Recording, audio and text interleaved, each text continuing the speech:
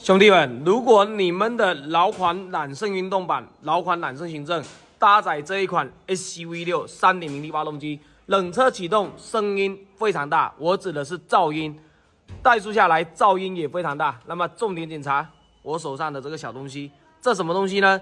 这个是机械增压的缓冲胶垫，兄弟们，这个已经换完了，换完之后一点间隙都没有，原来的间隙非常大，手这样子左右摆。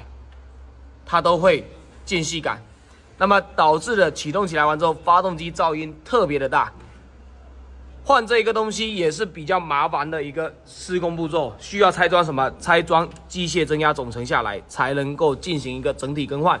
那么拆机增的过程中，还需要更换密封垫、进气垫左右两边，以及机增垫上盖垫子也是需要更换的。如果你的水管像这根 Y 字形上水管、Y 字形下水管是老款的，没有更换过的，那么拆机灯的时候也是建议直接更换掉。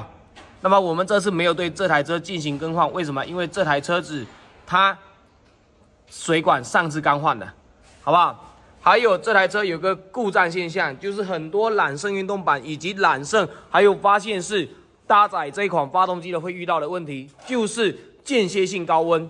间歇性高温。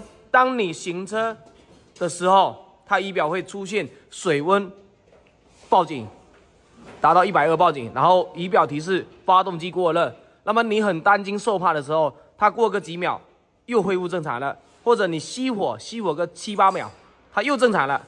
那么这个问题检查哪里？这个问题节温器，妥妥无疑的节温器。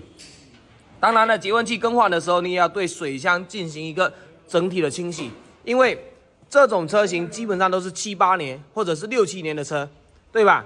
水箱中间它肯定是有很多脏的污垢和棉絮堵住，导致它散热不太行。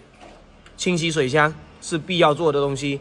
好，然后还有这台车子的一个什么呢？皮带，兄弟们，皮带10万公里没更换，那么直接更换一条全新皮带。好，皮带正常来说8万公里，你的皮带。机增皮带以及发电机皮带都要进行一个更换的，或者是干嘛呢？连同这些过渡轮、张紧器啊，这些东西都要进行更换，才是一个正确的养护方式。一台车想要好开，日常的养护必不可少。